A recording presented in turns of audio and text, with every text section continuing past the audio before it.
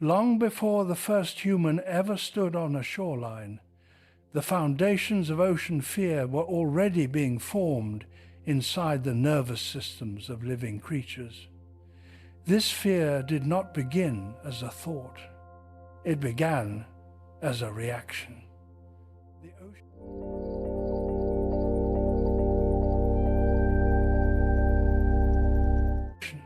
was the first environment on Earth where sight could not guarantee safety. On land, danger leaves patterns. Footprints remain in soil. Broken plants signal movement. Sound travels through air with direction and distance. Even in darkness, land offers clues. The ocean never did. Hundreds of millions of years ago, early animals evolved in shallow coastal waters where sunlight could still reach the bottom. These regions were predictable. Creatures could see approaching threats. Escape routes existed, and survival depended on speed and awareness. But beyond the continental shelf lay deeper water, darker and colder, where visibility vanished and movement became silent. Any animal drifting slightly too far encountered predators it could neither detect nor understand. Natural selection favored individuals that hesitated at the boundary between visible water and open depth. Those that swam forward without caution disappeared. Those that paused survived. Over time, nervous systems began developing specialized threat responses to environments with low information. The brain was not reacting to a specific predator. It was reacting to the absence of data. This distinction is crucial. Fear of visible danger and fear of unknown space are processed differently in the brain. Visible danger activates defensive action. Unknown environments activate avoidance. The ocean produced the second type. The earliest vertebrates already possessed neural circuits designed to detect sudden pressure changes and vibrations. In open water, these signals arrive from all directions. A predator did not need to be seen to be sensed. Many species evolved lateral line systems that constantly monitored movement around them. When signals appeared without a visible source, animals reacted with immediate escape behavior. This was not curiosity. It was panic. Creatures that ignored unexplained disturbances rarely survived long enough to reproduce. Over millions of generations, animals learned a rule embedded directly into instinct. If you cannot see what is around you, assume it can see you. This rule did not apply equally to land environments. Even dense forests provided partial information. Smell, echo, and obstruction gave reference points. Deep water removed reference entirely. Orientation became difficult. Direction became meaningless. Up and down could be lost in seconds. For organisms evolved to depend on spatial awareness, this was catastrophic. As predatory species evolved larger sizes, the imbalance grew more extreme. Large marine predators did not chase prey across distance the way land predators did. They appeared. An animal could be swimming normally 1 second and gone the next.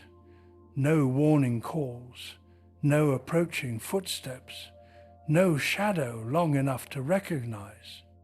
The disappearance pattern shaped behavior more strongly than injury ever could. Injury teaches resistance.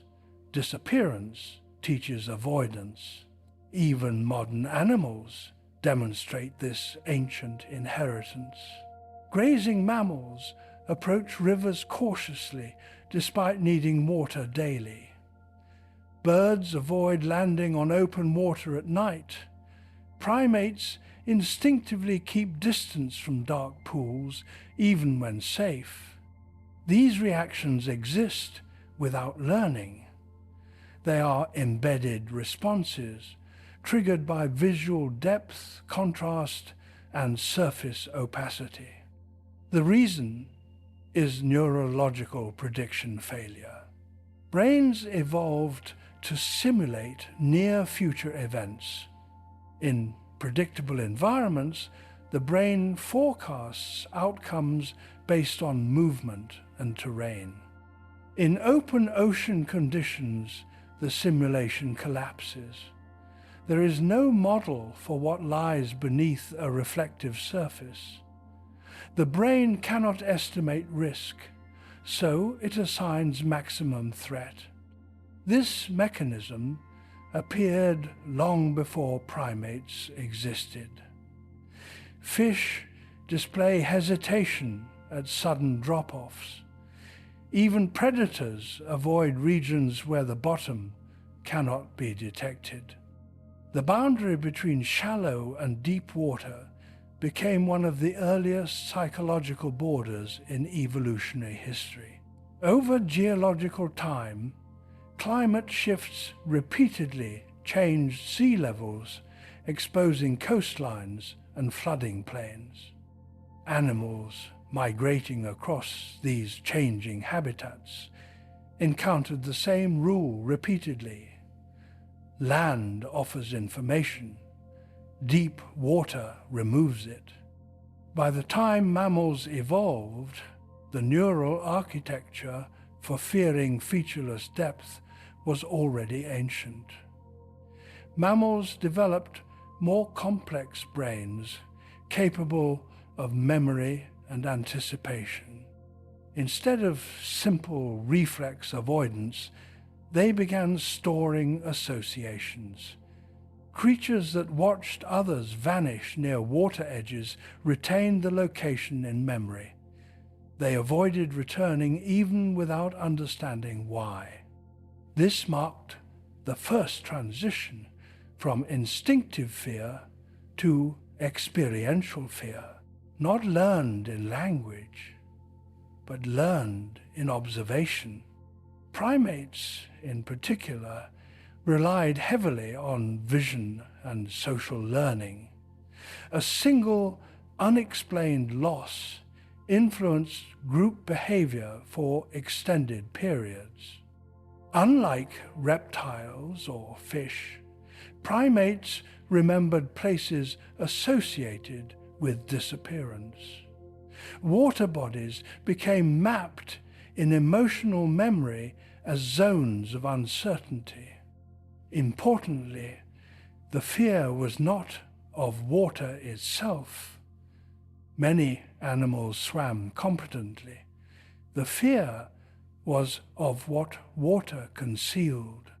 When early hominins eventually evolved in African landscapes, they inherited this deep biological legacy. Their brains were not blank when they first approached coastlines. They carried a neural warning system refined over hundreds of millions of years. A reflective surface with unknown depth triggered heightened alertness automatically. Before humans named oceans, feared monsters, or told stories, the fear already existed as a prediction error signal inside the brain. The mind detects a boundary where perception fails. That boundary demands caution. The exact moment fear of the ocean began was therefore not a human moment. It was an evolutionary threshold reached when life first developed awareness strong enough to recognize that some environments cannot be understood in time to survive them. Long before language, before memory could be spoken, before imagination created creatures beneath waves, biology had already decided. Environments that hide everything are treated as if they contain anything.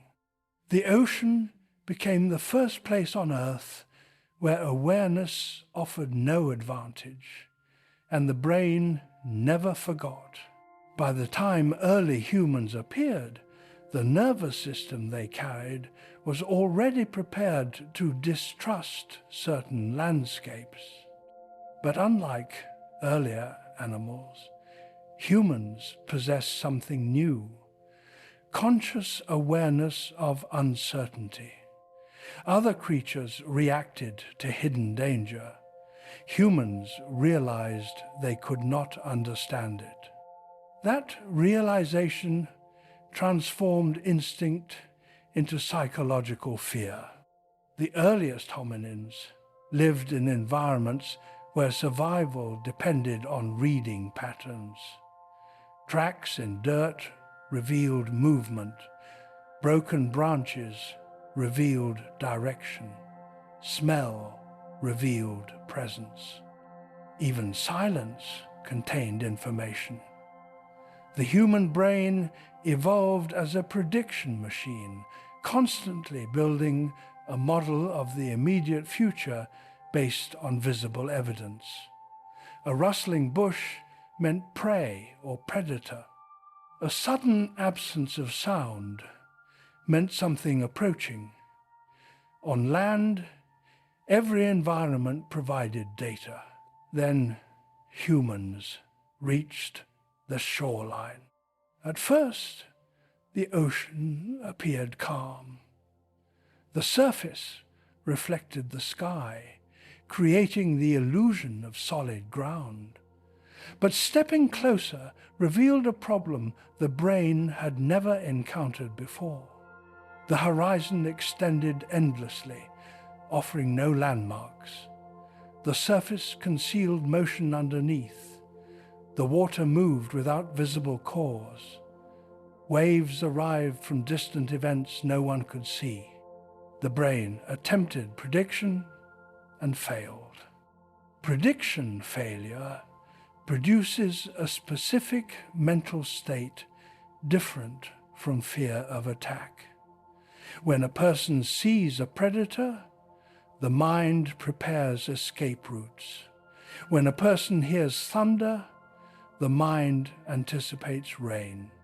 But when faced with a surface hiding unknown depth, the mind cannot simulate outcomes. Without simulation, decision-making freezes. This freezing is not hesitation. It is the brain assigning maximum risk to incomplete information. Early humans experienced this while standing at the water's edge. The ground beneath their feet suddenly ended, replaced by a medium where footing vanished. Depth changed without warning. A step forward could be shallow or fatal. Unlike cliffs where danger is visible, water disguised a danger beneath a uniform surface. The brain's spatial mapping system depends on edges and textures. The ocean removed both. This produced disorientation even before entering the water. Humans instinctively leaned back from the boundary, not because they saw threat, but because they saw none. Groups observed animals behaving strangely near shorelines. Herd animals approached carefully, drinking quickly and retreating.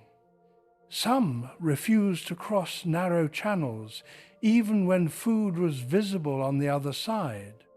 Occasionally, an animal entered deeper water and vanished. There was no chase, no struggle visible, no body returned. The disappearance could not be categorized. The human mind requires categories to feel safe.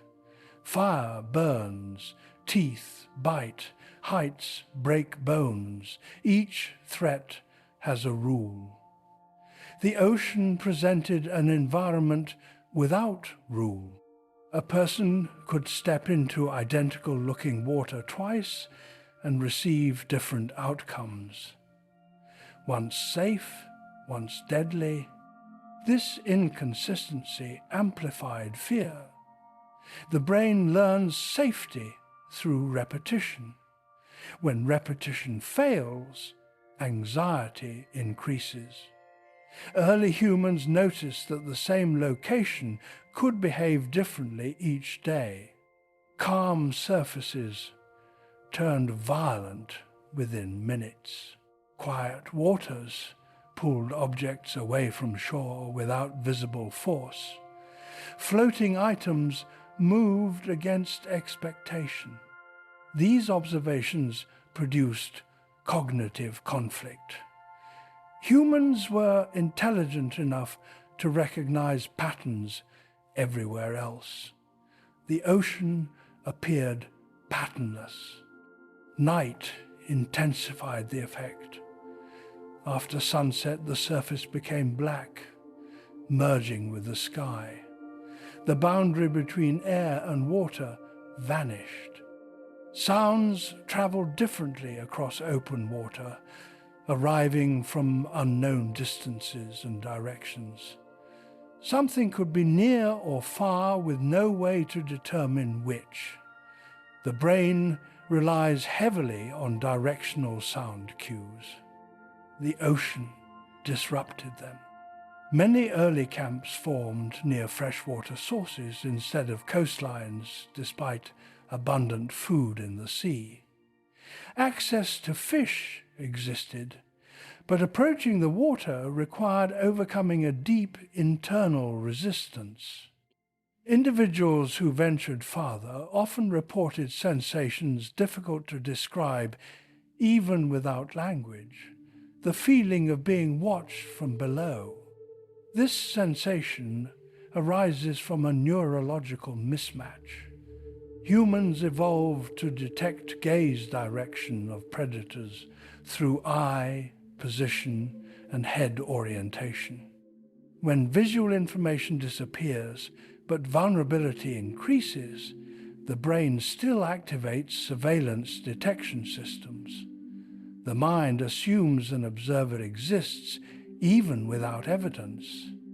The ocean uniquely triggers this mechanism because a person is exposed from below while unable to observe downward effectively. Standing waist deep in opaque water removes control of one's lower body. Movement becomes slow and unstable. The brain perceives partial immobilization combined with hidden surroundings. This combination generates one of the strongest fear responses possible: exposure without awareness. Even experienced swimmers today feel it in dark water. The sensation is ancient. Eventually, early humans began collecting food from shallow tidal zones where the bottom remained visible. They stayed within sight of land and retreated at signs of change. But curiosity and necessity forced gradual expansion into deeper areas. Each step outward required suppressing a powerful internal alarm.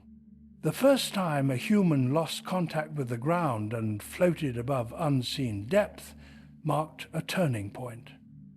Unlike animals that instinctively swim from birth, humans must learn controlled movement in water. The moment the feet left the bottom, orientation vanished. The body entered an environment where gravity behaved differently and direction lost meaning. Panic often followed. A person cannot stand, run, or brace in open water. The brain's entire library of escape behaviors becomes useless. Even without predators present, the mind reacts as if trapped. Many early drownings likely occurred not from external threats, but from the body's uncontrolled reaction to unfamiliar physics. Observers on shore watched companions struggle in apparently calm water. To them, the environment itself appeared hostile. No attacker was visible, yet the person could not escape. This reinforced the perception that the ocean was not merely dangerous, but actively incompatible with human existence. Over generations, these experiences accumulated into a shared expectation. The ocean is a place where normal rules fail. The fear was no longer just instinct inherited from animals. It became experiential memory carried through teaching and caution. Parents warned children away from deep water not with explanation, but urgency. Emotional transmission replaced logical reasoning. Humans began associating the sea with unpredictability before understanding currents, tides, or depth. This marked the psychological beginning of ocean fear in humans.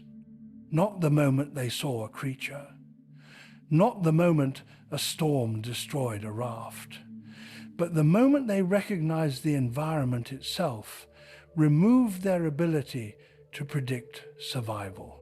The shoreline became more than a physical boundary. It became a cognitive boundary. Land was the domain of knowledge. Beyond the edge lay a domain where knowledge stopped functioning. And for a species whose survival depended on understanding its surroundings, that realization was more terrifying than any visible predator. The movement of early humans across continents was slow but relentless. Following animals, seasons, and fresh water, small groups eventually reached places where the land ended. For the first time, they encountered a boundary that did not lead to another valley, forest, or plain. Instead, the ground opened into a vast, moving surface, stretching farther than sight could measure. At first, the ocean looked simple. It resembled a giant river or lake, something familiar but larger. The earliest reaction was curiosity rather than fear. Humans approached cautiously, testing the ground with steps, observing the motion of waves washing across sand. The water retreated and returned repeatedly, suggesting rhythm. Rhythm implies pattern, and pattern implies safety. But the pattern was deceptive. Rivers flow in one direction. Lakes remain mostly still. The sea did neither. The surface moved constantly, yet without clear cause. Waves, sometimes small, sometimes powerful, arrived from distances too far to see. Early humans could not understand that wind over distant horizons created motion under their feet.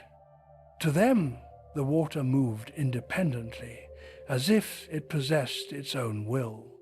They discovered the shore was unstable terrain. Solid ground turned soft and swallowed footprints. Areas safe 1 hour became flooded the next. Objects left on the sand vanished after the water returned. Nothing behaved like land. Soon they noticed something more disturbing. The ocean erased evidence. On land, when an animal died, its body remained. When a predator attacked, signs persisted: blood, tracks, broken vegetation. The sea removed all traces. A fish caught near shore and dropped back into the water disappeared instantly. Stones thrown in vanished without sound after the splash. Even large branches carried by rivers entering the sea were swallowed and never seen again. The brain expects continuity of objects. Humans track where things go. The ocean broke that expectation. Items existed, then they did not, without transition. This challenged perception itself. Some individuals stepped into shallow water to retrieve shells or trapped fish. The ground beneath them shifted. Waves pushed unpredictably, stronger than expected. A person stable one moment could be knocked sideways the next. Unlike falling on land, falling in water offered no friction to recover balance. The body struggled to stand while the surface moved continuously. The first minor accidents likely produced intense alarm. A person submerged briefly, emerged coughing, and retreated immediately.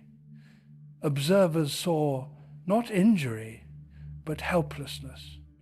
Even strong individuals looked powerless against something invisible. Tides amplified confusion. Each day the waterline changed position dramatically. Land that existed during morning hunts vanished by evening and withdrew endlessly. Despite unease, the coast offered abundant food. Shellfish, crabs, and trapped fish required less effort than large land hunts. Hunger forced repeated approach. Humans are capable of overriding fear when reward is immediate, but repeated exposure did not remove discomfort. Each visit required conscious effort. Children especially reacted strongly. Young individuals often refused to step beyond dry sand, even after observing adults safely enter shallow water. Their reaction suggests the fear triggered faster than reasoning could override it. The brain recognized the visual texture of water surface as an unreliable flaw. The sound environment also differed. On land, sounds attenuate with obstacles. Near the sea, noise came from everywhere. Waves crashed unpredictably. Wind over open water carried distant calls distorted beyond recognition. Directional hearing failed, producing constant, low-level tension. Night near the shore intensified psychological impact. The moving surface reflected moonlight, creating shifting patterns resembling motion beneath the water. Humans evolved to detect movement quickly. The constant flicker triggered alertness without identifiable source. Sleep became difficult. Groups began choosing camps slightly inland, even when food was plentiful at the coast. Then came the first true disappearances. An individual ventured slightly deeper, perhaps chasing fish or retrieving a floating object. Alarmed perception. Predators leave remains. Falls leave injured survivors. The sea left uncertainty. Uncertainty prevents closure. The mind continues searching for explanation long after event ends. Without a visible cause, early humans could only assign the environment itself as the agent. Groups likely waited hours or days, expecting the person to reappear along the shore. Sometimes bodies did return far away, altered and unrecognizable. Sometimes they never did. The randomness reinforced the belief that the sea chose its victims unpredictably. After several such incidents, behavior changed. People no longer turned their backs fully toward the water. Even while collecting food, they glanced repeatedly at incoming waves. The ocean became treated not as a resource, but as a presence requiring attention. The shoreline marked a new psychological category in human geography. Forests were dangerous but navigable. Mountains were difficult but stable. The ocean was neither. It was accessible yet uncontrollable. Over time, humans learned shallow areas were relatively safe. They identified calmer coves and avoided steep drop-offs where water darkened suddenly. However, this knowledge remained fragile because conditions shifted daily. Safety was temporary rather than reliable. This difference mattered. A predictable hazard becomes manageable. An unpredictable one becomes feared. Thus, the first humans at the shore did not immediately invent monsters or myths. Instead, they developed vigilance. They watched the water constantly because ignoring it felt wrong. The brain could not relax while facing an environment that offered no guarantee of consistent behavior. The fear had begun to move from instinct to conscious expectation. The ocean was no longer just unfamiliar. It was recognized as a place where events occurred without warning or explanation. And that recognition stayed with them each time they approached the edge of the world they understood. At first, the shoreline was only unsettling. The movement, the sound, the vanishing horizon, all of it created tension, but not yet terror. Early humans still treated the ocean as a difficult place rather than a hostile one. They approached carefully, worked quickly, and left. The water was unpredictable, but it had not yet proven itself intentional in their minds. That changed the day the group witnessed loss in a way they could not interpret. A small hunting band had grown familiar with a particular stretch of coast. For weeks, the tide patterns there seemed manageable. Pools left behind by receding water trapped fish, and the ground sloped gradually enough to walk into knee-deep water without sudden drop. Familiarity creates confidence, and confidence reduces caution. One morning, the water appeared calm. The surface barely rippled, and the air held little wind. Several individuals entered the shallows to collect shellfish exposed on wet sand. Among them was one of the stronger adults, someone experienced and physically capable. Others watched from shore while preparing tools. The moment itself was ordinary. The person stepped forward, bent slightly, and then suddenly shifted sideways as a wave approached from behind. Not a large wave, not visibly dangerous, only stronger than expected. Their foot lost stable contact with the ground. The next step found nothing beneath it. They did not fall like on land. They dropped. For a brief second, the body remained upright, while the surface reached chest level. Arms moved in confusion rather than fear.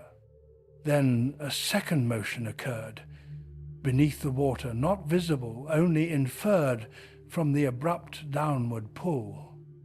The head submerged. Observers expected immediate resurfacing. When someone falls in shallow water, they stand again, but no one stood. The surface closed. Ripples spread outward and faded quickly. The place where the person had been became indistinguishable from surrounding water within seconds. Shouts began. Several individuals ran forward, but stopped at the boundary where footing became uncertain. Instinct prevented them from entering blindly. They moved along the shore, searching for reappearance. The mind predicted a location where the person should surface. They did not. Moments stretched longer than expected. The group saw movement beneath the water, but could not determine its shape. Light distortion created illusions of motion. Some thought they saw a limb, others only shadows shifting with waves. None could reach it safely. Time passed without event. The water remained calm. This calmness disturbed them more than violence would have. A visible attack could be explained. The absence of struggle suggested the environment itself had acted. There was no enemy to confront, no defense to prepare, no lesson to learn. Eventually, bubbles rose in a distant spot, followed briefly by part of the body, appearing face down before drifting farther out beyond reach. The group watched helplessly as it moved away, carried by current they could not feel from land. They had witnessed death without a cause they could perceive. The human brain builds safety from cause and effect.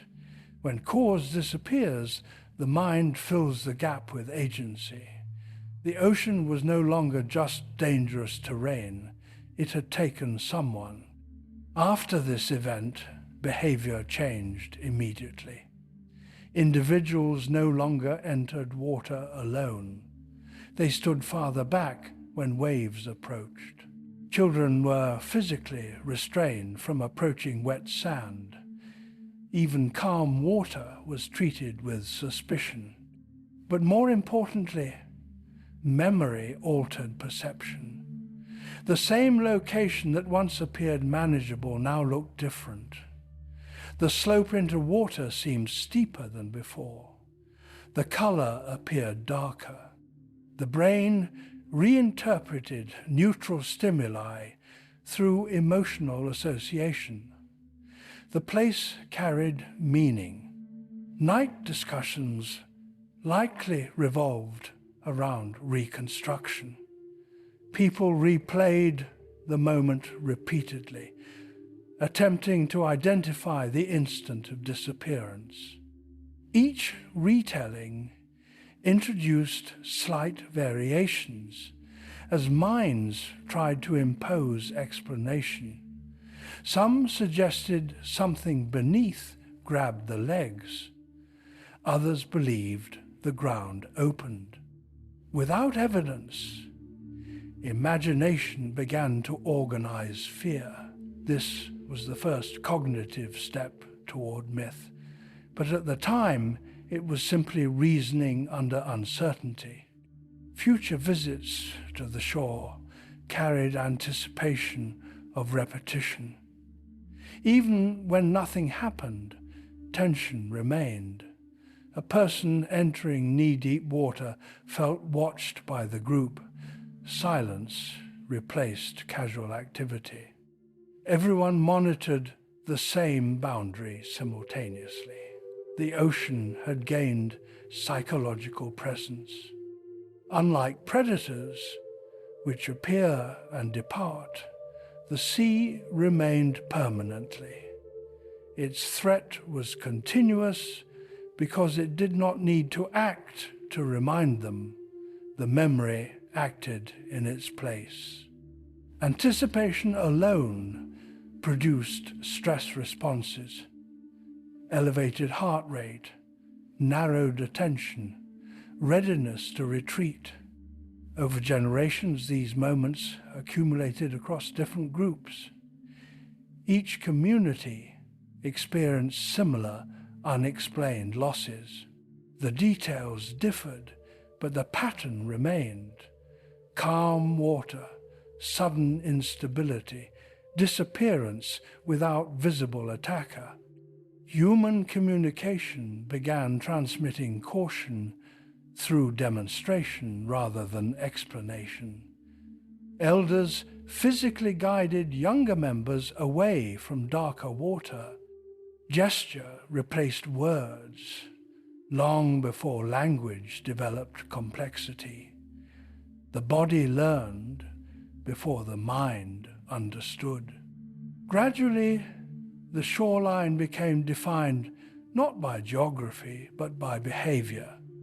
There existed an invisible line where play stopped and alertness began. Crossing it required deliberate choice. This invisible boundary marks the psychological birth of ocean fear. Not when humans first saw the sea, but when they realized familiarity could not make it predictable. The water did not behave consistently enough to trust experience. Trust is central to survival learning. Fire burns every time. Heights injure every time. But the ocean sometimes allowed passage and sometimes erased life. Inconsistency creates the strongest form of fear because the brain cannot calculate odds. From that point forward, the sea was approached as a living uncertainty. People still gathered food from it because necessity demanded risk, yet they no longer assumed safety after repeated success. Each entry into water felt like the first. The exact moment fear of the ocean truly began for humans was not the first sight of waves, nor the first drowning itself, but the understanding that prior knowledge offered no protection against repetition. The environment had demonstrated independence from expectation, and once the human mind accepts that a place cannot be predicted, it stops treating that place as part of the known world. After repeated losses along different coasts and rivers that met the sea, human groups began to carry something new across generations, not just caution, but narrative memory. The human brain does not retain raw events efficiently. It stores experiences as stories because stories compress danger into repeatable lessons. The ocean was the first environment where storytelling became necessary for survival rather than social bonding. A hunting ground can be mapped visually. A predator can be described by shape and behavior. The sea offered neither stable shape nor consistent behavior.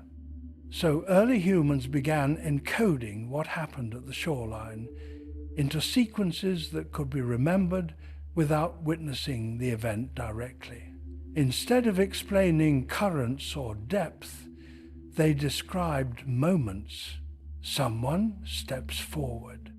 The ground vanishes. The water closes. The person does not return. This simple sequence carried emotional weight stronger than technical explanation. Young members of the group did not need to understand water physics. They needed to recognize the pattern that preceded disappearance. The brain learned to associate specific visual cues with danger: darker coloration, sudden slope, louder incoming wave, floating debris moving outward. Over time, these cues formed the earliest cognitive map of safe versus unsafe water. But the map was fragile. Unlike land trails, the ocean altered its appearance constantly. A safe place yesterday could become unsafe tomorrow. This instability forced humans to rely less on location and more on emotional alertness. Emotional memory travels farther than factual memory.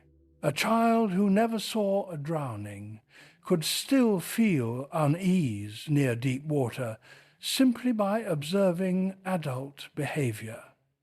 Tightened posture, raised voices, rapid retreat from advancing waves all signaled importance. The child's brain encoded the emotion as environmental truth. This transmission produced something unique: fear without personal experience. In most evolutionary situations, an individual must encounter danger to learn avoidance. But humans began inheriting avoidance through observation. Entire generations could fear the ocean before any direct loss occurred during their lifetime. The sea had entered culture. Language development strengthened this process. As words grew more precise, humans attempted to explain why the ocean behaved differently. But explanation required cause, and cause remained invisible. So language shifted from description to personification. Instead of saying the water moved unpredictably, they said it pulled. Instead of saying waves forced imbalance, they said the sea pushed. Instead of saying bodies drifted with currents, they said the water carried them away. These linguistic choices were not superstition at first. They were cognitive tools allowing memory retention. The brain remembers actions better than conditions. By assigning action to the environment, humans created memorable warnings. Eventually, listeners began interpreting these statements literally.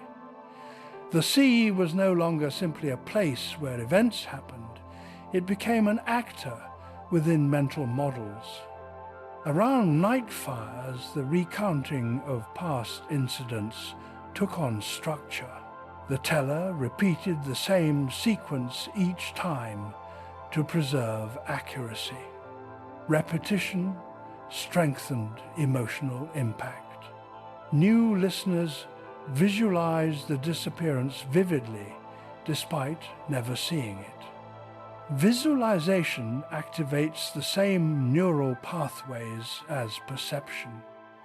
The fear became neurologically real. Different groups, separated by distance, described similar events independently. A person taken without struggle, calm water before loss, silence afterward. These parallels reinforced belief in an underlying presence within the water, because human minds expect recurring patterns to originate from consistent agents. The ocean encouraged this interpretation more than any other environment. Forest predators leave tracks unique to species. Storms produce visible clouds. The sea offered recurring outcome without recurring visible cause. Recurrence without cause suggests hidden source. As migrations expanded, humans encountered larger bodies of water. Lakes large enough to hide distant shores and open seas extending beyond sight intensified the phenomenon. The farther the horizon, the stronger the unease. The mind associates distance with time needed for rescue. In the ocean, rescue seemed impossible because direction itself could be lost. Some groups attempted primitive floating, using logs or plant bundles to reach food slightly offshore. From above water surface, depth perception vanished completely. The bottom could not be seen, and land looked smaller than expected. Many likely experienced vertigo, a sensation normally triggered by height, but now produced horizontally by empty space beneath. This produced a powerful realization. The danger was not at the shoreline only. It existed everywhere beyond ground contact.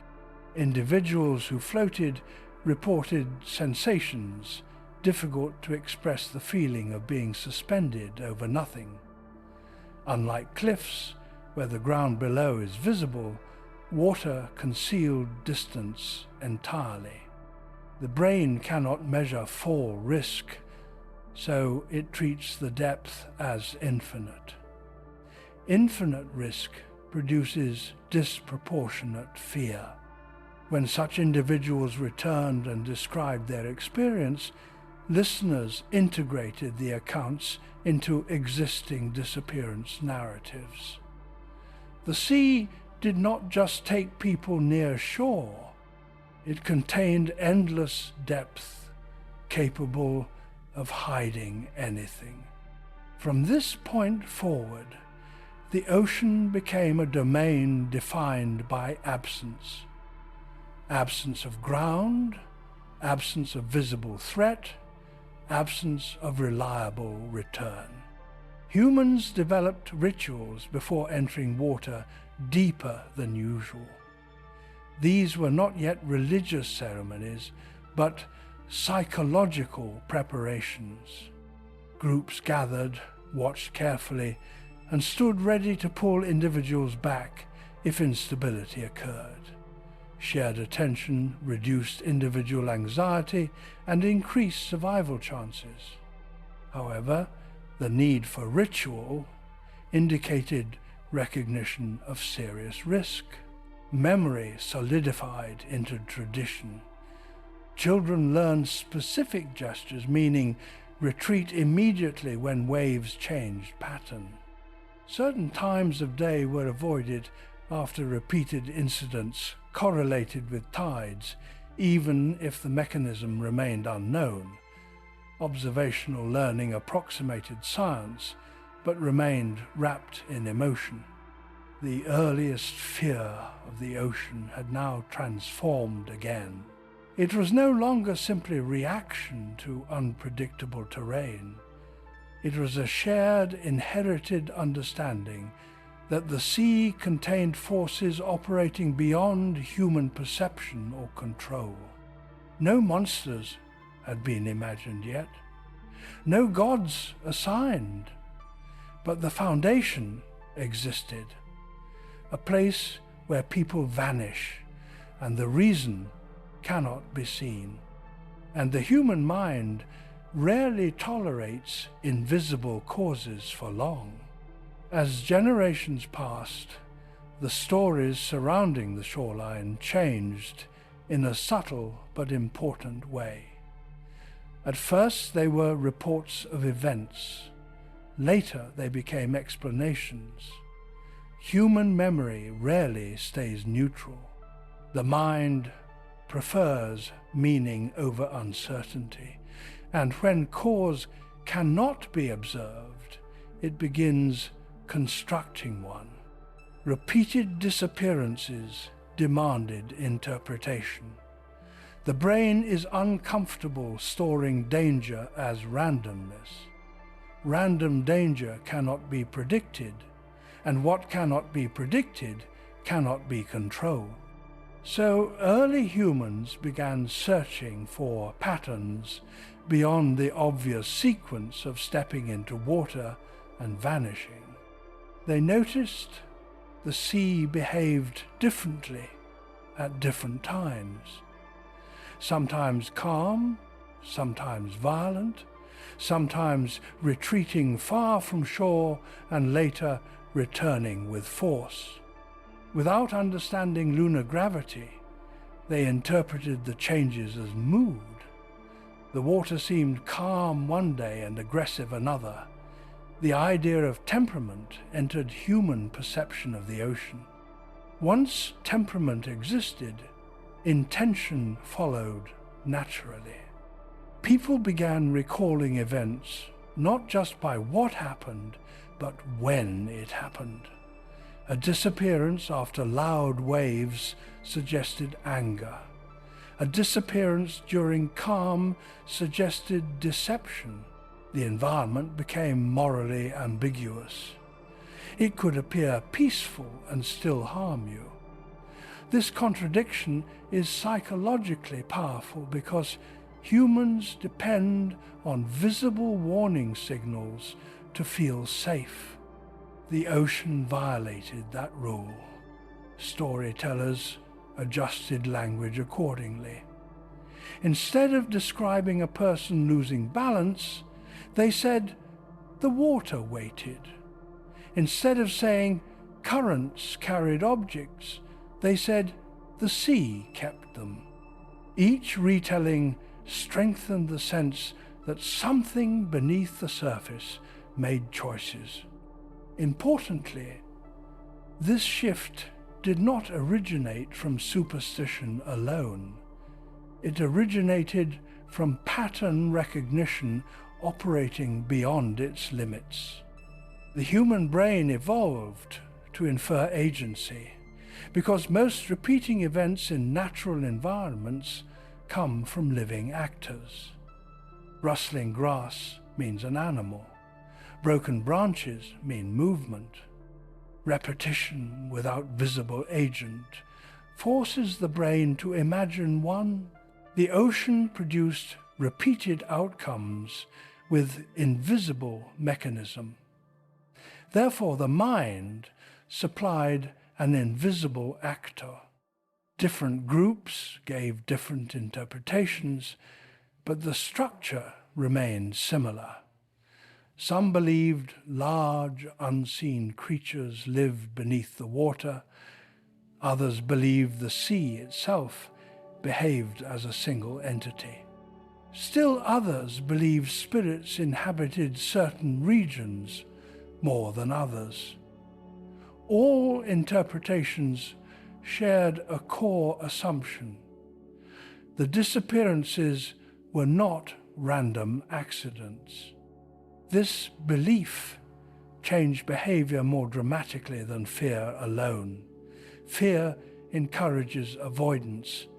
Belief encourages rules. Communities began assigning conditions under which entering water was acceptable. Certain gestures performed before fishing, certain sounds avoided at the shore, certain times chosen for safety.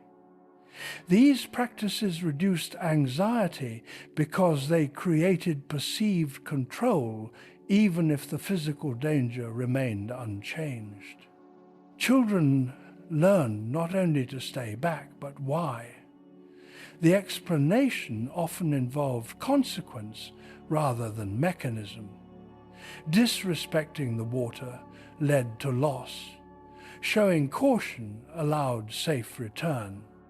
The brain remembers rule-based narratives far better than environmental physics. Cultural memory stabilized around moral cause and effect. In some regions, individuals began leaving small objects at the shoreline before collecting food. This behavior likely began as distraction for children or marking territory, but gradually acquired symbolic meaning. If the water took a person without warning, perhaps offering something first would prevent loss. The mind attempts negotiation when prediction fails. These early symbolic acts represent the first transformation of ocean fear into relationship. The sea was no longer just a hazard, it was something one interacted with. The psychological effect was profound. Humans behave differently toward threats they believe are alive. They watch them more carefully, attribute consistency to them, and remember encounters more vividly. The ocean now occupied mental space similar to a powerful animal that could not be seen. As language grew more complex, descriptions expanded. People spoke of the water reaching, pulling, swallowing. Verbs replaced observations. The boundary between metaphor and belief blurred gradually. New generations raised within this framework accepted the interpretation as inherited truth rather than constructed explanation. Importantly, the fear itself did not decrease, it intensified. A natural hazard can sometimes be avoided through learning. An intentional force must be respected continuously. Every calm day became suspicious rather than reassuring. This psychological state prepared humanity for myth long before myth formally appeared. The structure already existed, a place where unseen actors cause disappearance, where behavior influences safety, where the environment responds unpredictably to human presence. When groups migrated and encountered unfamiliar coasts, they adapted existing explanations to new landscapes. Deep water remained deep water regardless of geography. Thus, similar belief patterns emerged independently across distant populations. This convergence was not cultural exchange, but shared cognitive response to identical environmental ambiguity.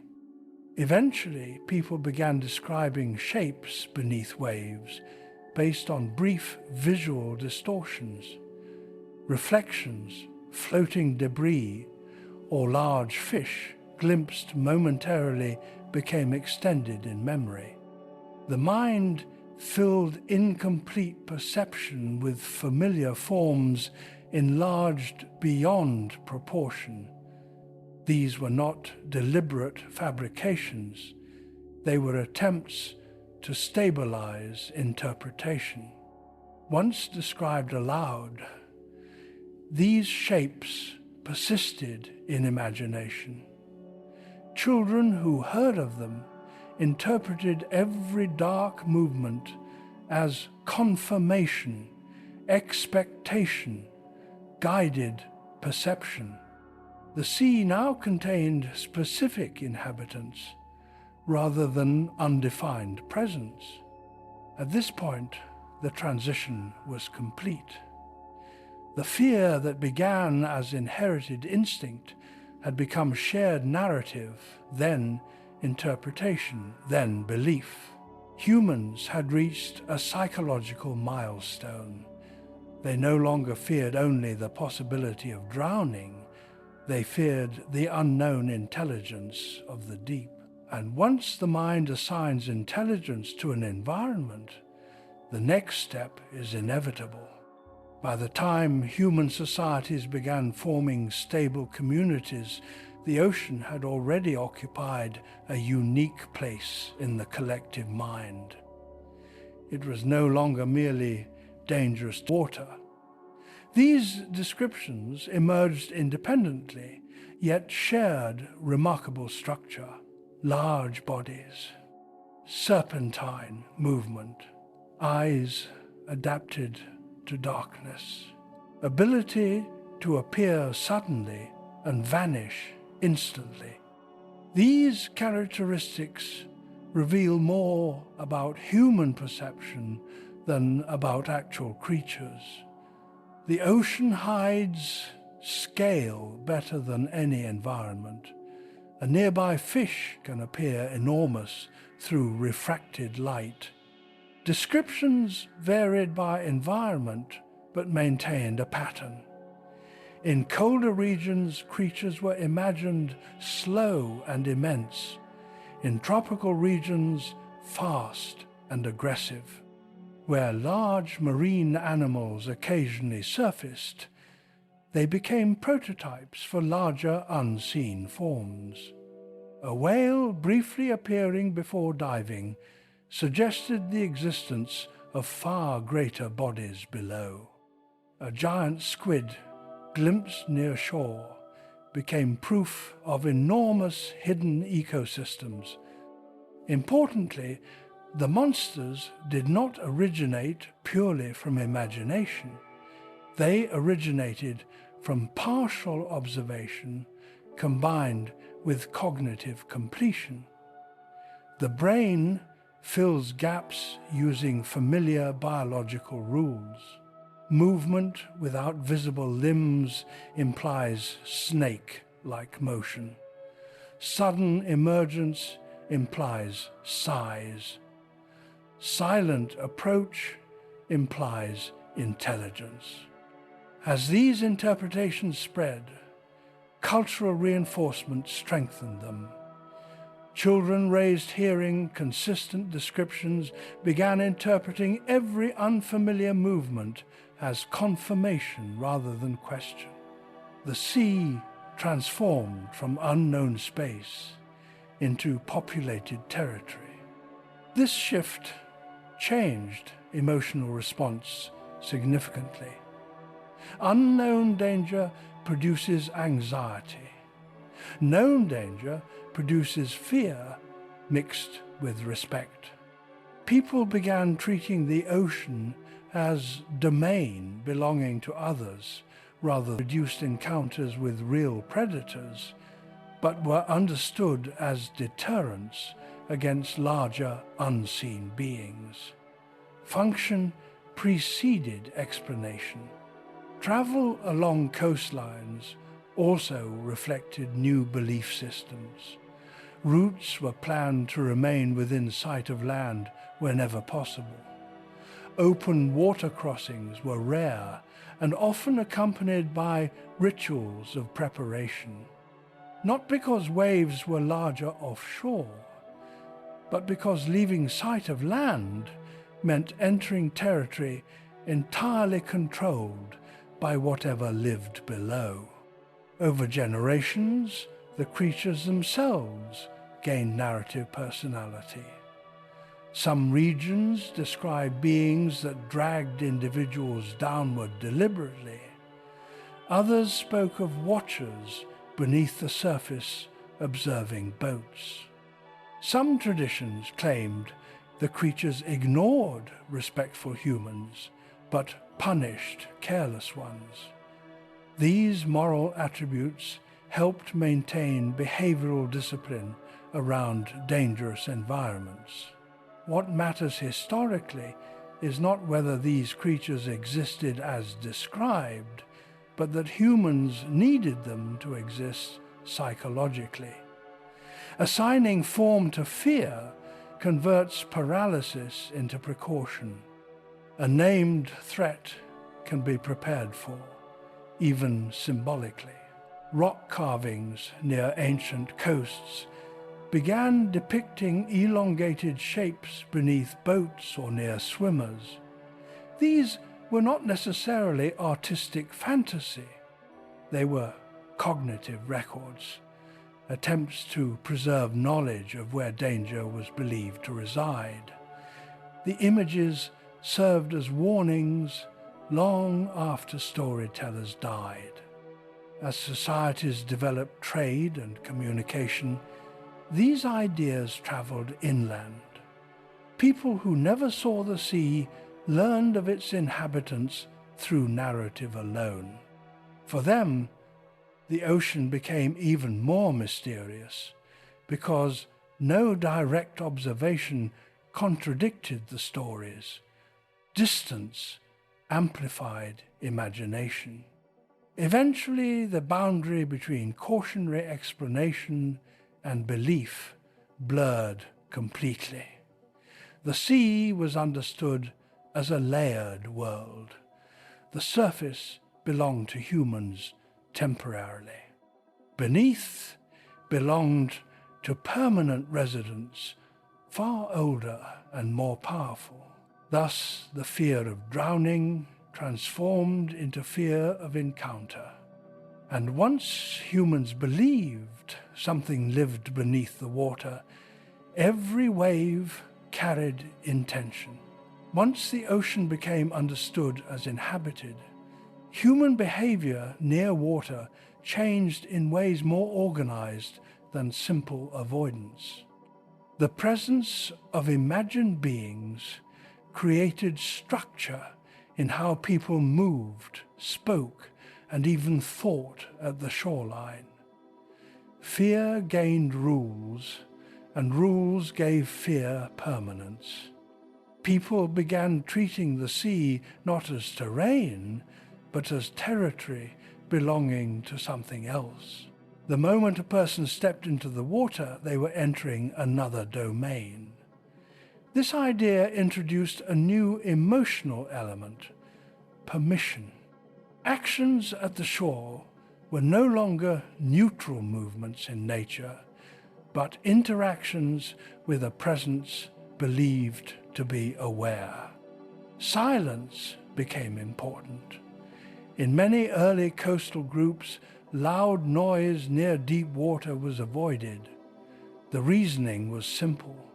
If something lived below, attracting attention could provoke it.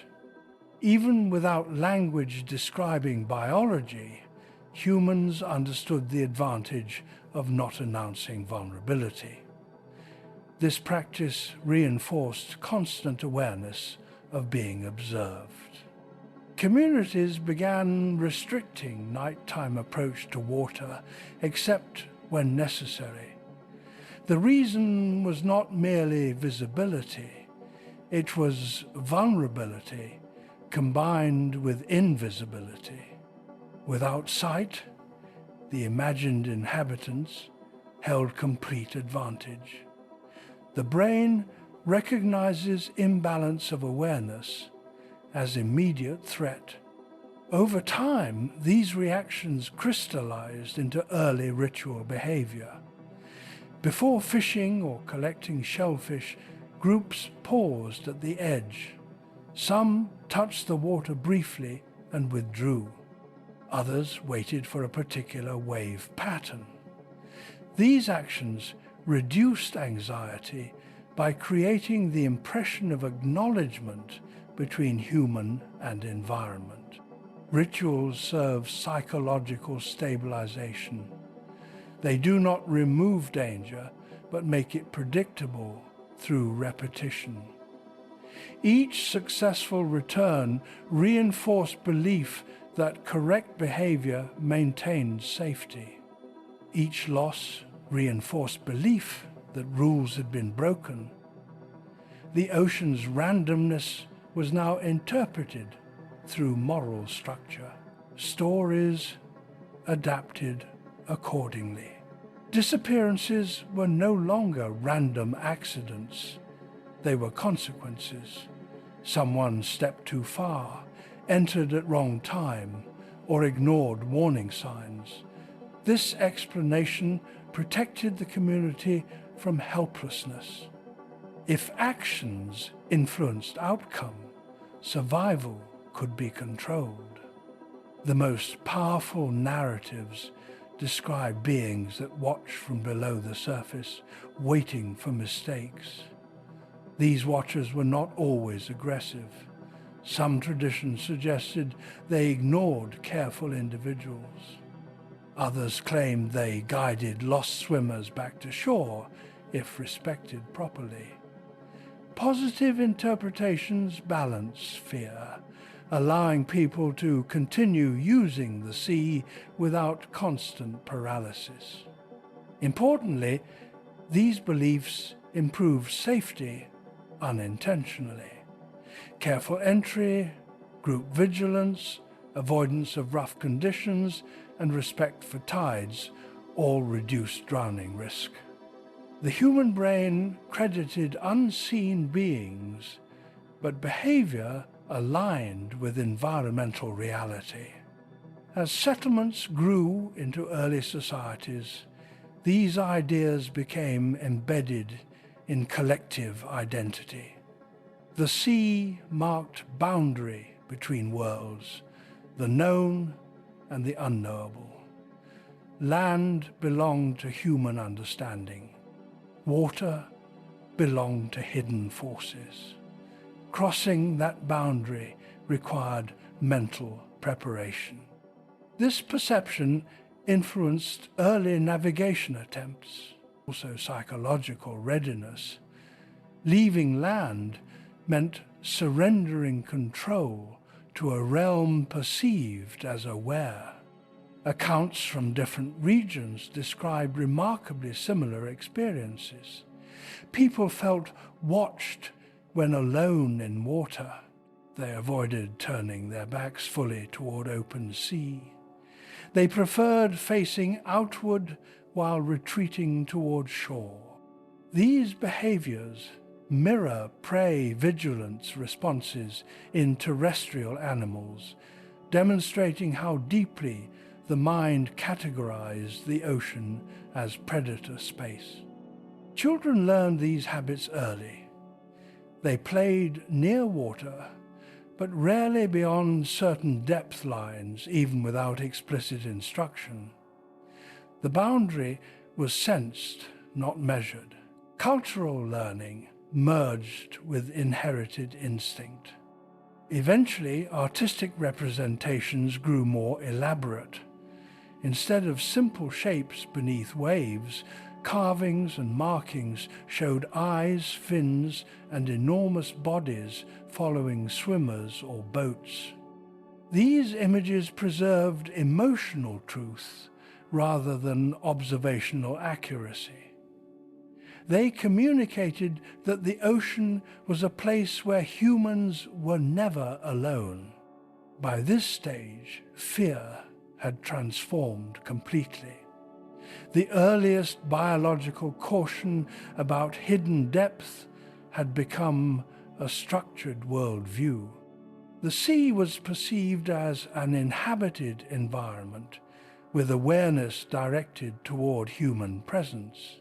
The psychological effect endured even when individuals never experienced danger personally. Standing before vast water triggered alertness because generations had taught the brain to interpret the surface as concealment rather than emptiness. Every ripple became potential movement. Every shadow became possibility. The ocean had gained watchers in the human mind, and from that point forward, the fear of drowning was no longer the deepest fear. The deeper fear was being noticed. For countless generations, the ocean remained a boundary rather than a pathway. Humans traveled along its edge, but rarely beyond sight of land. The fear established through memory and belief made leaving the shore psychologically different from entering a forest or climbing a mountain. Those environments were dangerous, but still part of the same world. The sea was considered another world entirely. Many early attempts likely ended quickly with retreat, not because waves were violent, but because the mind rejected the environment. Panic responses occurred even in calm conditions. Rapid breathing, rigid posture, gripping the floating object tightly, all indicated the brain interpreting the situation as loss of control. But some groups persisted. Hunger and curiosity can override fear when benefits appear immediate. They discovered that deeper water held larger fish. A successful return reinforced courage. However, the return itself became part of the emotional narrative. Leaving land felt like entering risk. Coming back felt like escaping. Over time, floating structures improved. Hollowed logs, skin-covered frames, and simple rafts allowed longer presence offshore. With each improvement, humans expanded the radius of safe travel slightly beyond prior limits. Yet, psychological boundaries remained tied to visibility of land. As long as the shore could be seen, orientation existed. Losing sight of land removed reference entirely. The first journeys, where land disappeared below the horizon, produced a new category of fear. Previously, the ocean had been a dangerous place attached to a safe place. Now it became endless space without edges. People described feeling surrounded by nothing, yet exposed to everything. Direction became uncertain. Waves moved independently of intended travel. Wind changed path unexpectedly.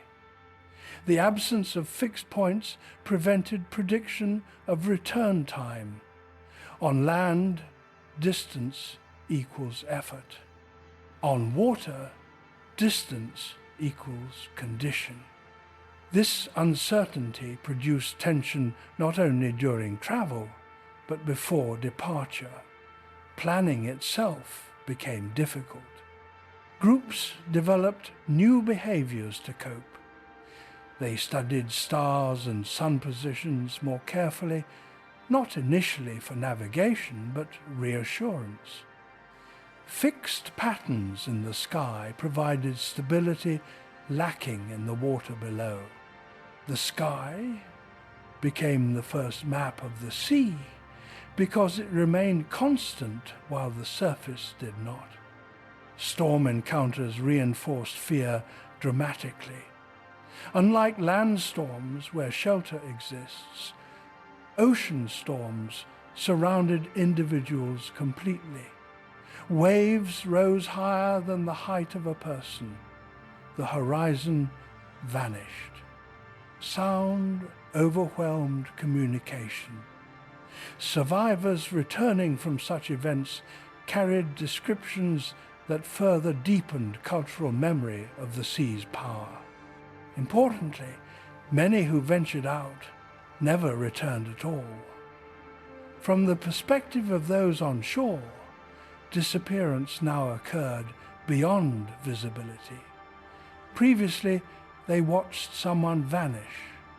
Now, entire groups departed and were simply gone. The mind filled the absence with greater intensity than witnessed events. Families waited days, then weeks, then accepted loss without explanation, no body confirmed death, the sea became a place where people could enter existence and exit reality entirely. This reinforced belief that it connected to unknown regions, not part of the human world. Despite fear, benefits continued driving exploration. Trade between nearby islands began forming. Communities separated by short water distances discovered exchange possibilities. Repeated travel built confidence in certain routes while maintaining anxiety about open stretches. The psychological relationship with the ocean evolved again. It was no longer only a taker of individuals, but a divider of worlds.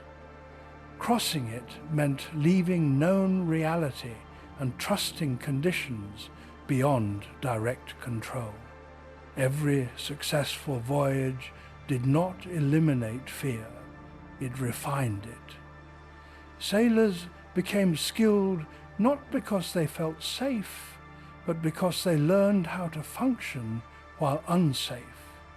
The ocean demanded constant attention. Relaxation meant vulnerability. Thus, the act of crossing water did not conquer fear, it made fear permanent. The sea had transformed from boundary to passage, but passage required continuous respect. Travelers began keeping limbs inside the vessel, even in calm water. Not because of observed attack, but because the mind rejected exposing the body to unseen space. The belief in watchers beneath intensified when the bottom could not be imagined. Sound also changed offshore. Waves no longer broke against shore, removing familiar rhythm. The only noises came from the vessel and wind. This isolation heightened internal awareness.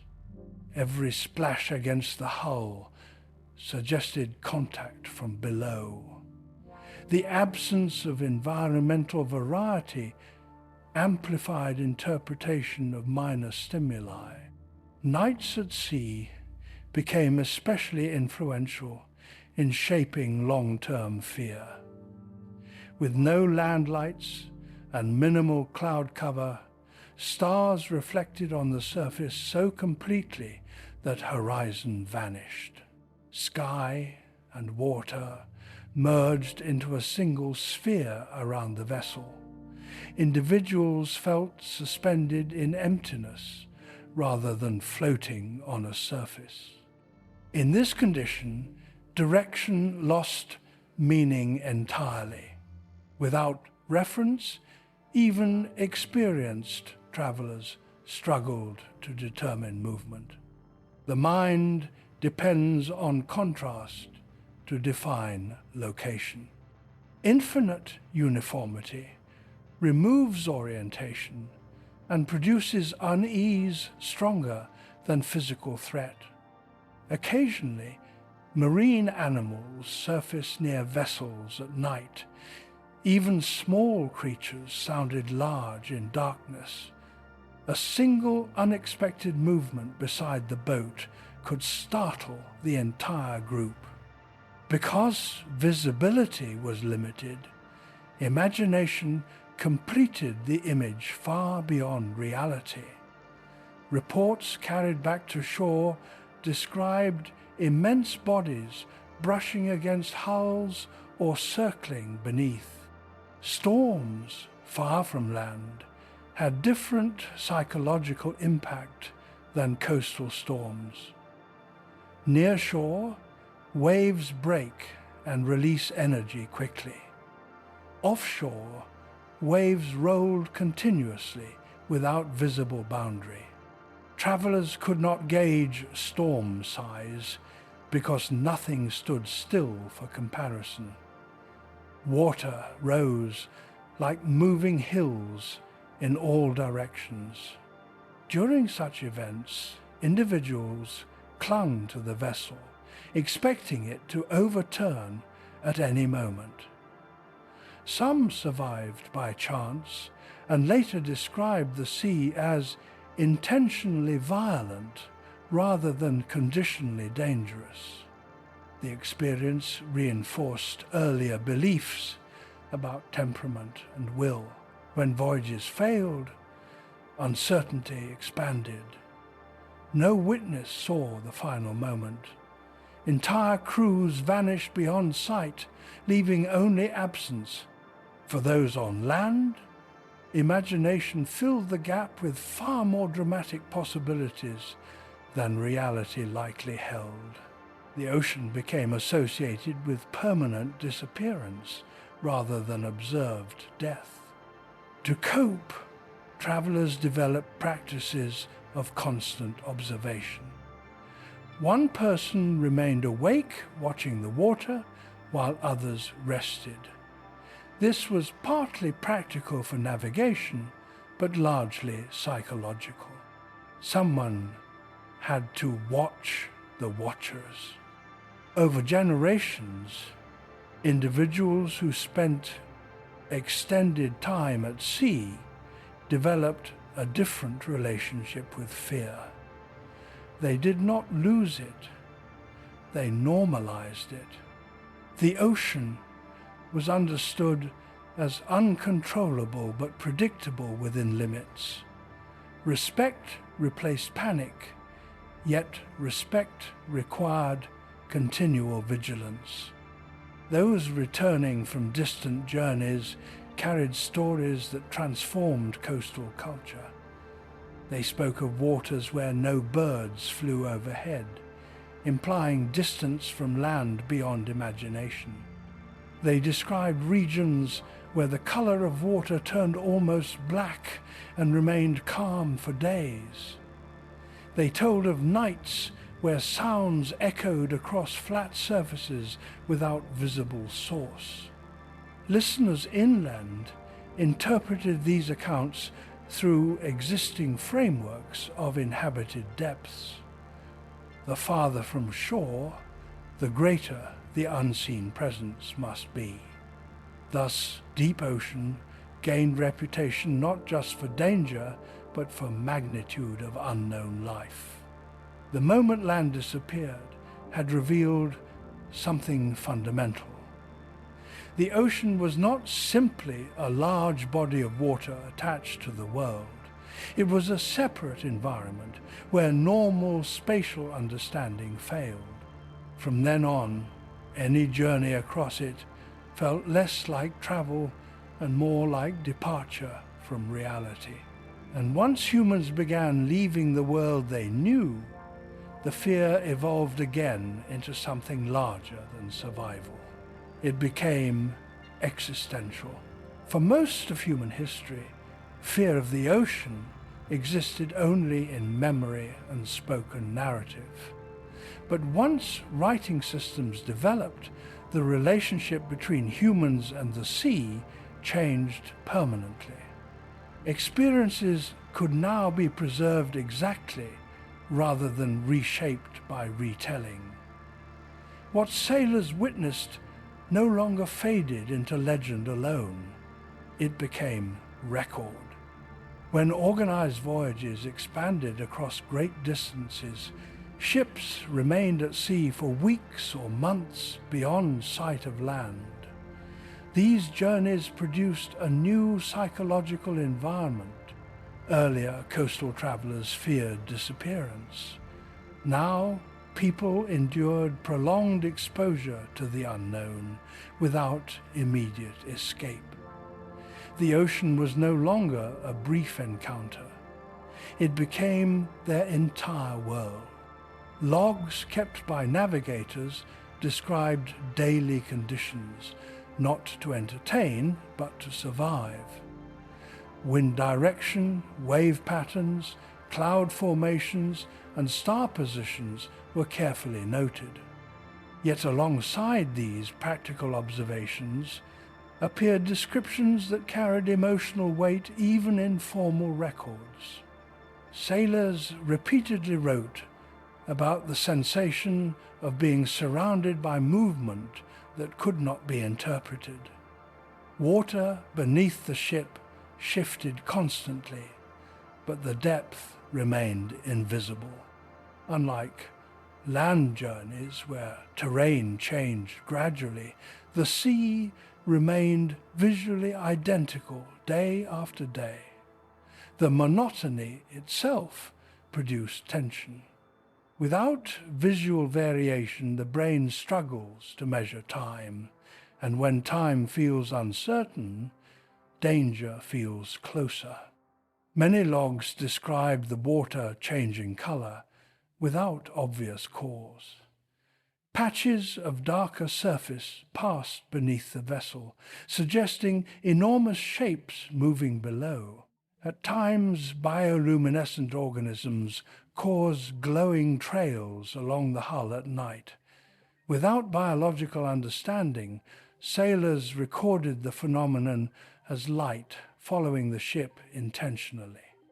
The emotional impact differed from coastal drownings. Here, everyone understood the exact location, yet still could not recover the person. Precision combined with helplessness intensified fear. The ocean was proven capable of removing someone instantly, even under observation. Writing transformed these events into shared knowledge across regions. A sailor in one part of the world could read experiences from another ocean and recognize identical patterns. The sea behaved consistently in its unpredictability. This created a paradox. Documentation reduced superstition but increased dread. The more accurately the ocean was described, the more its scale and indifference became clear. No single creature or spirit explained the phenomena. Instead, the environment itself appeared fundamentally beyond human control.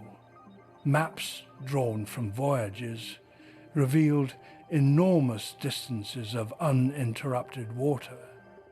What was once imagined as separate seas connected into a continuous global system, the unknown expanded rather than shrank. Humans realized they were not approaching the end of the ocean, but moving across its surface indefinitely. Fear shifted again. Earlier generations feared what might live beneath. Now explorers feared what the environment itself represented, a place where human presence changed nothing. The written word preserved not only events, but emotional tone. Even the most disciplined captains admitted unease during long calms when wind stopped and the ship drifted in endless water. Silence without motion felt as threatening as violent storms. Movement meant progress. Stillness meant vulnerability. Thus, the age of exploration did not conquer ocean fear, it standardized it. Across cultures and languages, people who spent time at sea recorded the same reaction. The ocean was not hostile in the way predators are hostile. It was indifferent in a way the human mind struggled to accept, and that indifference proved more unsettling than any imagined monster. As voyages became longer and ships more capable, records grew increasingly detailed. The ocean was measured, charted, and crossed repeatedly. Yet the tone within the logs did not become confident. Instead, a different form of fear appeared, not fear of sudden attack, but fear of absolute powerlessness. On land, experience creates mastery. A hunter learns terrain and gains advantage. A traveler memorizes routes and reduces risk. At sea, experience improved survival, but never produced control. Even the most skilled navigator could only react, never command. This distinction became clear through the writing of sailors themselves. Captains recorded storms they could predict but not avoid. Barometers fell, clouds formed, wind shifted, and preparations were made. Still, the ship endured whatever followed. Success depended less on skill than endurance. A well-prepared crew might survive, yet survival always felt conditional rather than earned. The logs began including emotional descriptions rarely seen in land-based records. Men wrote of waiting, waiting for wind, waiting for calm, waiting for dawn after endless darkness. Time stretched differently on open water. Without landmarks, days blended together, and with that blending came unease. Humans depend on environmental change to confirm safety. The ocean often provided none. Calm seas proved particularly disturbing. When the surface flattened completely, ships stopped moving. Sails hung without purpose. The water reflected the sky so perfectly that horizon disappeared. Crews described feeling suspended between two identical surfaces. Above and below became visually interchangeable. During such calms, the mind wandered toward what could exist beneath. Not because anything had appeared, but because nothing happened at all. The absence of activity allowed imagination full space. Sailors stared into water, attempting to see depth, yet saw only reflection of their own faces. The effect suggested the ocean concealed infinity just below a thin boundary. Night watches amplified these thoughts. A single person stood awake while others slept, responsible for noticing change. Alone with endless water and minimal sound, the watcher experienced isolation unknown on land. Even deserts contained texture and terrain. The sea at night offered only moving darkness. Many wrote of hearing noises from below the hull, slow impacts, scraping, hollow echoes. Some were likely natural expansion of wood or passing marine animals, but the inability to verify origin mattered more than cause. Each sound confirmed the sense that something existed beyond perception. Overboard accidents remained among the most psychologically influential events. A sailor slipping during routine work vanished almost instantly. The crew reacted quickly, but the body rarely reappeared. The position was known, the distance small, yet recovery failed. Witnesses recorded the shock of seeing someone present 1 second and absent the next in full daylight. This created a new mental category of death. Not gradual injury, not visible trauma, but removal. The ocean did not attack, it erased. The distinction haunted those who survived because it suggested human existence could end without resistance or trace. Written testimonies circulated between ports and nations. Readers noticed the same language appearing repeatedly across independent accounts. Endless, silent, watching, swallowing, without mercy. These were not literary choices, but attempts to describe sensation lacking precise vocabulary. Cartographers filled maps with coastlines accurately, but left large regions blank except for depth markings. The emptiness on paper mirrored the emptiness experienced at sea.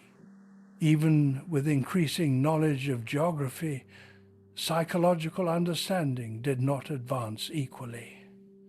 The ocean remained mapped physically, yet unmapped mentally.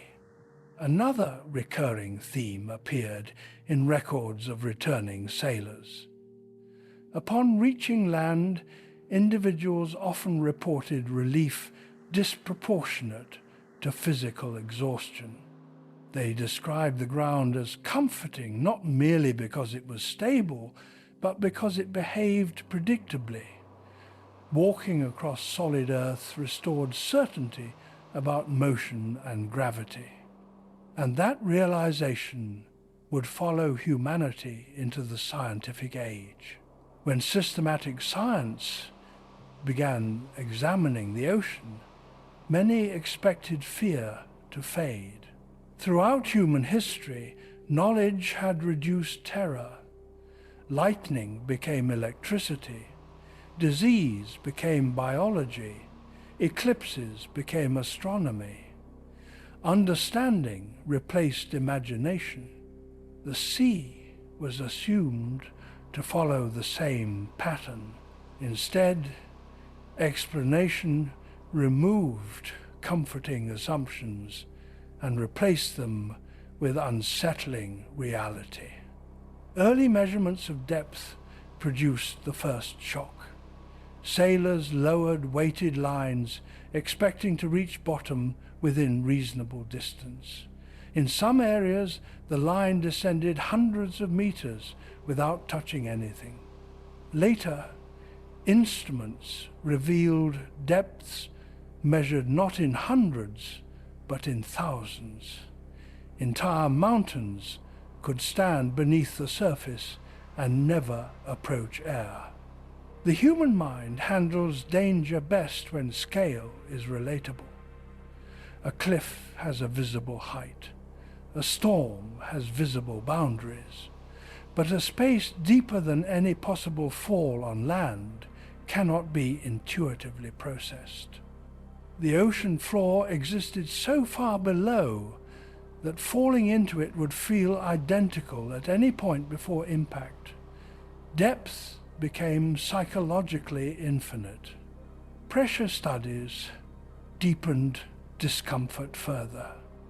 Scientists calculated that at certain depths, water weight could crush strong materials instantly. No human body could survive even brief exposure. This meant the majority of the ocean was not merely unexplored, but physically unreachable. Unlike distant land, which could eventually be walked upon, deep water would always reject direct human presence. Light penetration research added another layer. Sunlight faded rapidly with depth until absolute darkness dominated most of the ocean. The largest habitat on Earth existed in permanent night. For creatures living there, blindness or alternative senses replaced vision entirely. Humans rely primarily on sight, making such environments alien by definition. When early deep-sea probes returned with organisms collected from darkness, they did not resemble familiar animals. Transparent bodies, exaggerated jaws, bioluminescent organs, and flexible forms indicated evolution under conditions completely unlike surface life. These were not monsters imagined by fear, but real beings shaped by extreme environment.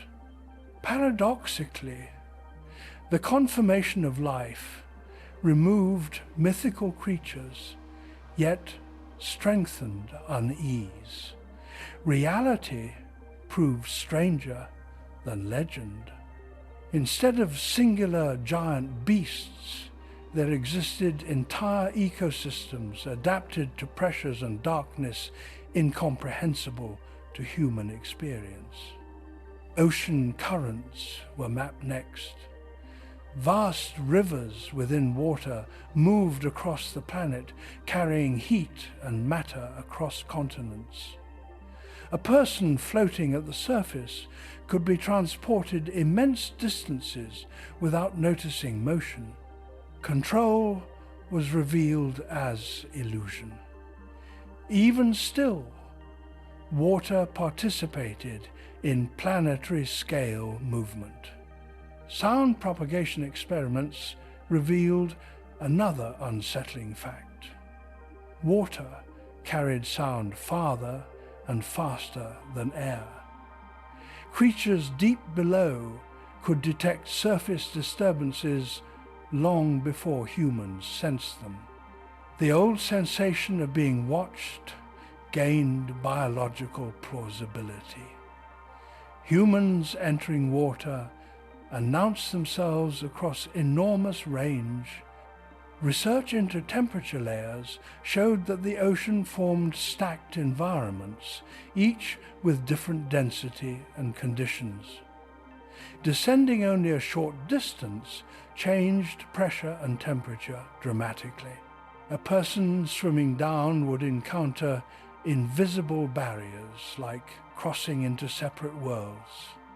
Submersible exploration brought direct observation. Cameras descended into darkness, showing endless particulate matter drifting like snowfall. No bottom visible, only void illuminated by artificial light. The image removed romantic mystery and replaced it with spatial absence difficult for the brain to interpret. Scientists described a region where orientation failed. Up and down existed only relative to gravity instruments. Without reference, movement direction felt arbitrary. This confirmed ancient sensations experienced by early swimmers and sailors. The fear had always corresponded to genuine perceptual limitations. Perhaps most disturbing was the proportion. Humans discovered that the majority of Earth's living space existed beneath the ocean surface. Land represented a small fraction of habitable volume. Humanity lived on a thin boundary layer above a vast domain it could never occupy naturally. Knowledge did not make the ocean friendly. It made human position within it smaller. People reading scientific reports felt a different kind of fear than earlier generations. Not fear of immediate harm, but of insignificance. The sea was not hiding specific threats. It was fundamentally incompatible with human biology across most of its extent. Thus, science replaced superstition, but not emotion. Instead of fearing imagined beings waiting below, humans understood something more profound. The ocean did not need intention to be overwhelming. Its physical properties alone guaranteed human vulnerability. The unknown had been partially revealed, and the revealed proved just as unsettling as the imagined. As ocean science advanced, humans expected familiarity to grow.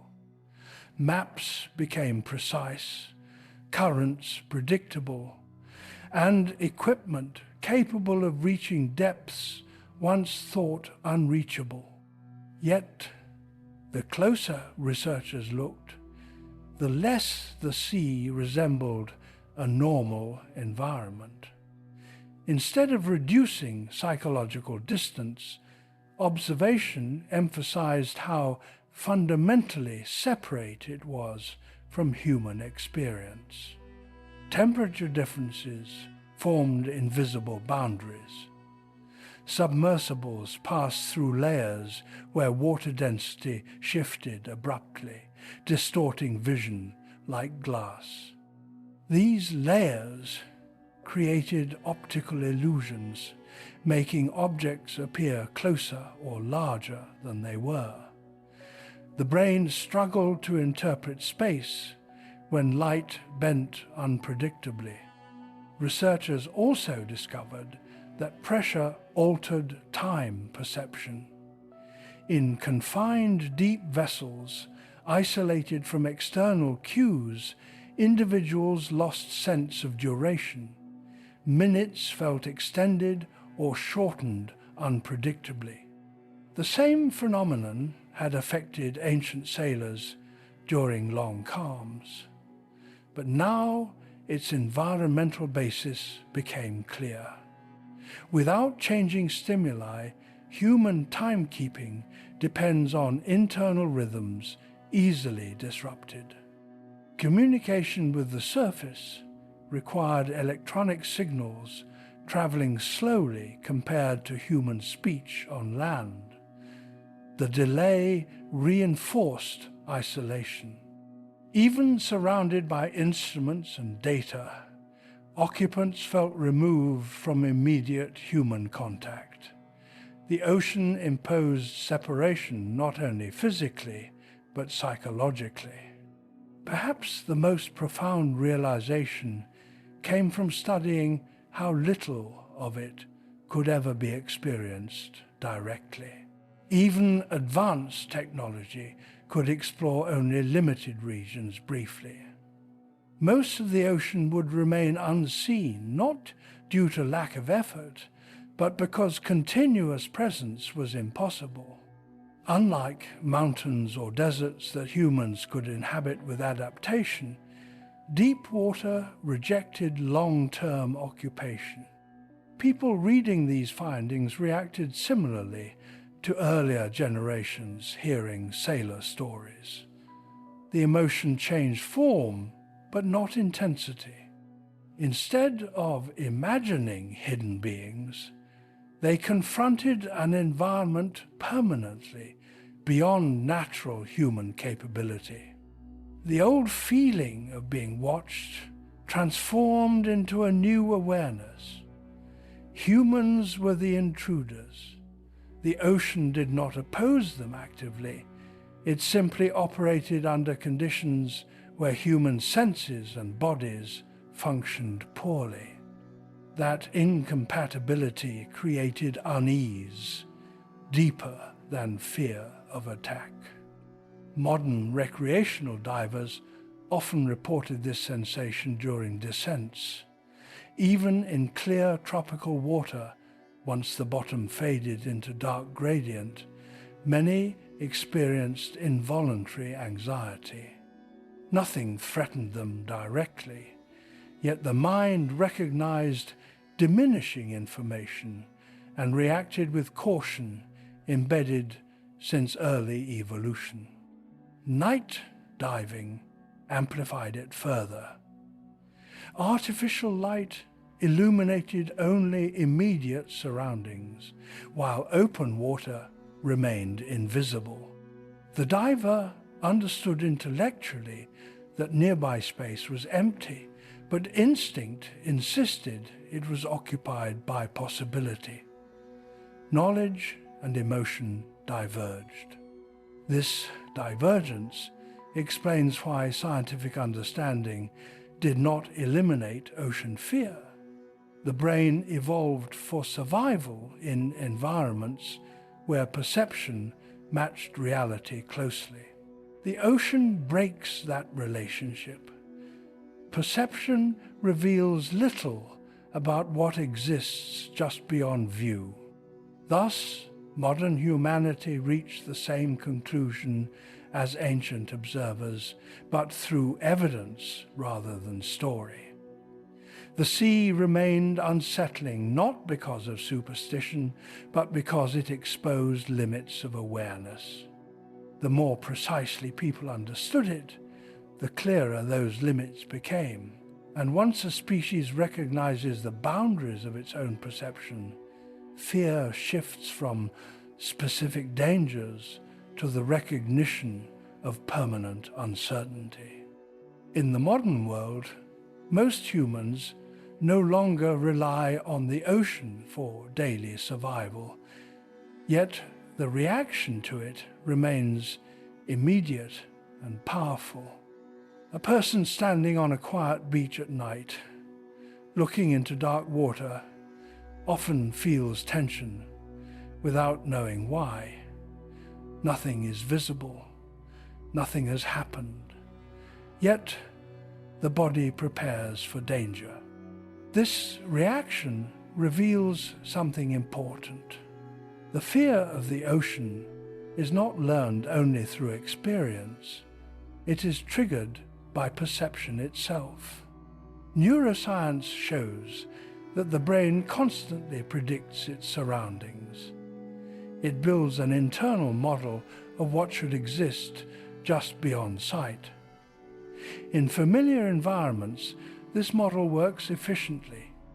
Walking through a room at night feels manageable because the mind remembers where objects are. The brain fills unseen areas with expected information. Fear appears only when prediction fails. The ocean produces permanent prediction failure. The water surface hides depth completely. Even clear water does not reveal full distance. The mind cannot estimate how far space extends below. Without scale, the brain assigns maximum uncertainty. Maximum uncertainty activates alertness. Circuits evolved for survival. The reaction is automatic and precedes conscious thought. Vision contributes strongly to this effect. Humans evolved to read terrain by contrast and edges. The ocean removes edges. The boundary between surface and depth is uniform. The eye searches for pattern and finds none. When pattern recognition fails, the brain increases attention and emotional arousal. The sensation is interpreted as unease. Sound also behaves differently near large bodies of water. Waves produce constant low-frequency noise that masks directional cues. The auditory system cannot easily determine distance of other sounds. When direction cannot be determined, the brain treats the environment as potentially threatening. The listener becomes hyper-aware without specific cause. Another factor involves body position. Humans are stable on land because the feet provide constant feedback about support. In water, that feedback disappears. Even standing in shallow surf, the ground shifts with each wave. The brain receives conflicting signals about balance, triggering caution. This effect intensifies when swimming, where orientation depends on vision rather than contact. Modern swimmers often report discomfort when floating over deep areas compared to shallow pools. The water is identical in composition, but perception of depth alters emotional state. The mind reacts not to present danger, but to potential space beneath. Potential itself becomes stimulus. Psychologists call this response thalassophobia, the fear of large bodies of water. However, the term describes a natural reaction rather than a disorder in most cases. The brain is functioning as designed, detecting an environment where sensory data is insufficient for reliable prediction. Technology has not removed this response. Boats, lights, and sonar allow humans to measure depth and detect objects. Yet individuals still feel unease looking into dark water from a safe deck. The emotional brain operates faster than rational knowledge. It evaluates environment based on evolutionary history rather than modern equipment. Virtual simulations demonstrate the same effect. People viewing realistic images of deep ocean from above often experience increased heart rate even knowing they are safe. The brain responds to visual cues of infinite depth automatically. Children who have never heard stories about sea monsters still hesitate at the edge of dark water. Their reaction mirrors ancient ancestors who faced the same visual conditions without explanation. Cultural narratives amplify fear but do not create it. The modern mind therefore carries two layers simultaneously. The rational layer understands currents, pressure, and marine life. The deeper layer responds to absence of visible information. When these layers conflict, emotion usually dominates initial reaction. Importantly, the fear does not depend on actual danger. A calm lake at night can produce stronger unease than a storm viewed from a secure location. The determining factor is not threat level, but perceptual limitation. Darkness over water removes reliable spatial reference. Researchers studying human perception note that the brain treats unknown depth similarly to open sky when viewed from height. Both represent unbounded space. Yet sky lacks the sense of concealment because objects cannot hide directly below the observer. Water uniquely combines unbounded space with potential occupancy. This combination triggers the ancient survival rule inherited from early evolution. If you cannot see what surrounds you, assume it can see you. Modern individuals may never consciously think this, but their physiology behaves accordingly. Heart rate increases, muscles tense, and attention narrows toward the surface. The reaction echoes the earliest animals hesitating at the edge of deep water millions of years ago. The fear of the ocean has therefore persisted not because humans failed to understand it, but because understanding does not change the way the brain processes hidden space. And that realization leads to the final insight about when the fear truly began. After centuries of stories, exploration, and science, the question remains simple. When did the fear of the ocean actually start?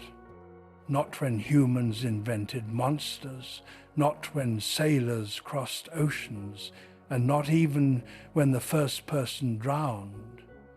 Those moments strengthened the fear, but they did not create it. The origin lies deeper than history.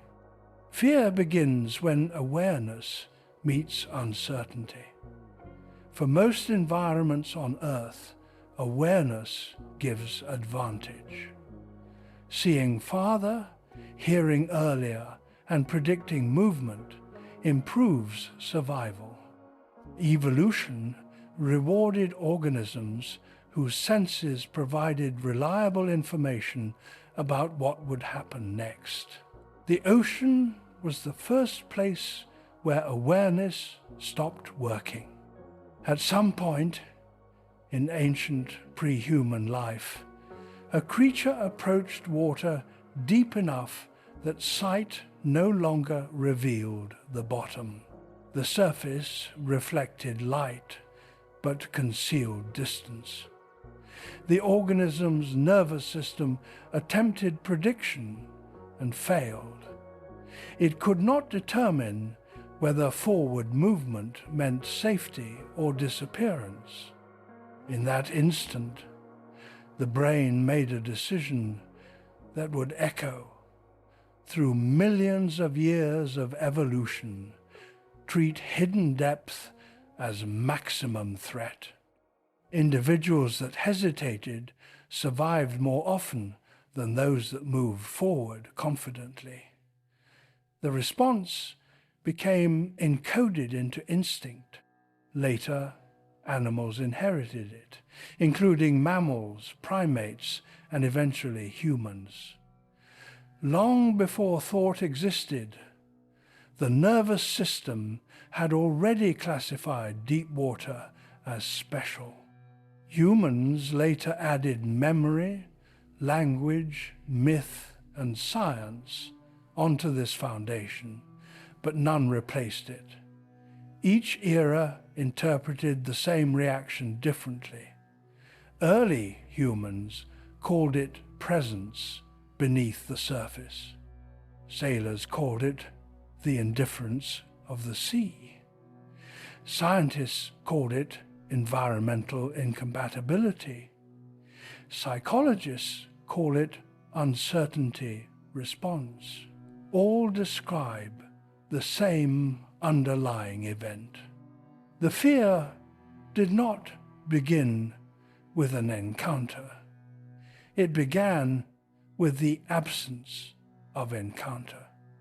The moment an organism realized it could not detect what surrounded it, the brain assigned danger without evidence. This explains why the feeling appears even in safe conditions today.